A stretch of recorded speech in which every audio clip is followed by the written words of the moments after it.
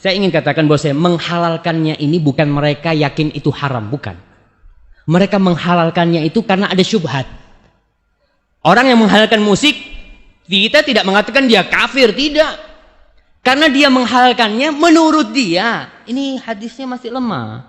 Kan segala sesuatu itu halal kecuali yang ada dalilnya. Ketika dalilnya lemah, anak rasa anak nggak mau ikut gitu kan. Apakah benar seperti itu? Ini hadis mengatakan mereka akan menghalalkan zina, sutra bagi kaum lelaki. Kemudian yang ketiga, khamr. Khamr itu sudah nggak disebut minuman keras sekarang. Di Arab itu disebut namanya al-mashrubat ar-ruhaniyah, minuman rohani. Itu orang kalau minum, ente minum apa ini? Minuman rohani, biar ente tenang gitu kan. Orang kan, coba gitu kan, na'udzubillah. Itu orang menghalalkan itu. Dan yang keempat, wal ma'azifa. Ma'azif itu jam'u mi'zaf. Jamak dari mi'zaf. Mi'zaf itu artinya alat musik. Subhanallah. Dan ini salah satu jawami'ul kalim yang diberi Rasul SAW. Beliau mengucapkan kata-kata yang ringkas, tapi maknanya luas sekali. Beliau tidak mengatakan yang haram itu gendang, yang haram itu tombur, yang haram itu piano, enggak, ma'azif. Karena memang banyak alat-alat musik yang tidak ada di masa Rasul sallallahu alaihi wasallam. Yang terjadi selanjutnya, Ustaz, hadisnya ini katanya Ibnu Hazm dhaif, sama palsu. Enggak palsu kalau hadis ini. Ibnu Hazm mengatakan hadisnya muallaq. Muallaq itu yang tidak disebut perawinya. Bukhari menyebutkannya dalam sahihnya, tapi dia tidak menyebutkannya secara musnad. Sanadnya lengkap enggak. Ada yang terputus. Oke, Imam Bukhari menyebutkan itu dengan sighatul jazm. Yang pasti dia meriwayatkan hadis itu.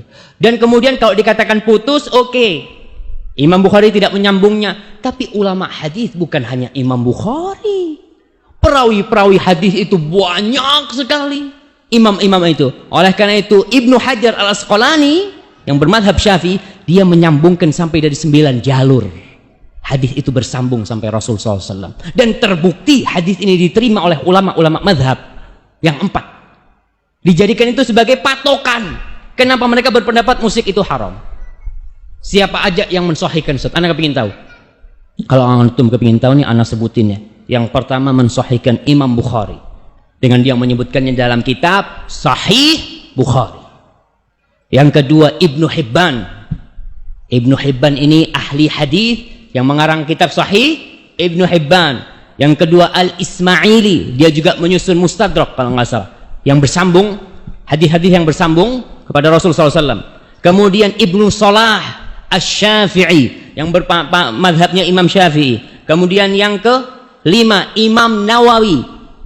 Imam Nawawi pengarang Majmu' Syarah Muhadzab, pengarang Riyadhus Shalihin, pengarang kitab Al-Adhkar, penyusun kitab Al-Arba'in An-Nawawiyah, beliau mensahihkan hadis ini.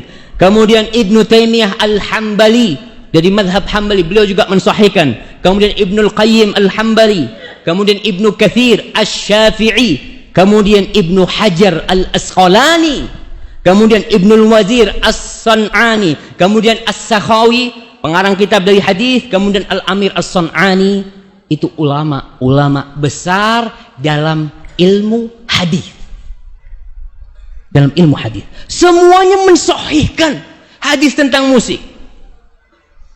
Kok nggak diikutin mereka? Kok pada ikut Ibnu Hazm, ulama-ulama sekarang? Kalau kita disuruh milih, maka pilihlah yang ahli. Ibnu Hazm, beliau ahli dalam usul, dalam ilmu usulul fiqh, mereka memang ahli. Bahkan buku-bukunya Al-Ihkam, fi Usulil Ahkam, Al-Muhalla, itu buku-buku tentang usulul fiqh, tentang apa ya, pokok-pokok permasalahan fikih. Itu kitab Ibnu Hazm.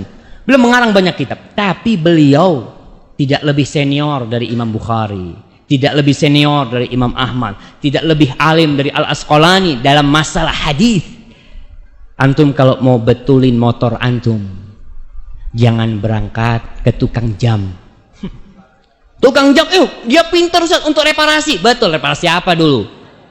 Kita tidak bentuk dia alim, tapi di babnya, di keahliannya. Tapi kalau antum mau betulin motor, ya tanyalah paling enggak sama tempat-tempat yang memang khusus. Buat ana nih yang ilmunya lemah, kalau ana disuruh mencari hadis ini dari awal sampai akhir, mungkin sampai tua ana nggak ketemu-ketemu. Maka ana melihat itu ulama-ulama besar yang mensahihkan hadis ini. Apakah kita masih mau mengatakan enggak? Ana mau ikut pendapatnya Ibnu Hazm yang mengatakan semua hadis yang diriwayatkan dalam masalah musik itu dhaif atau palsu. Mungkin seperti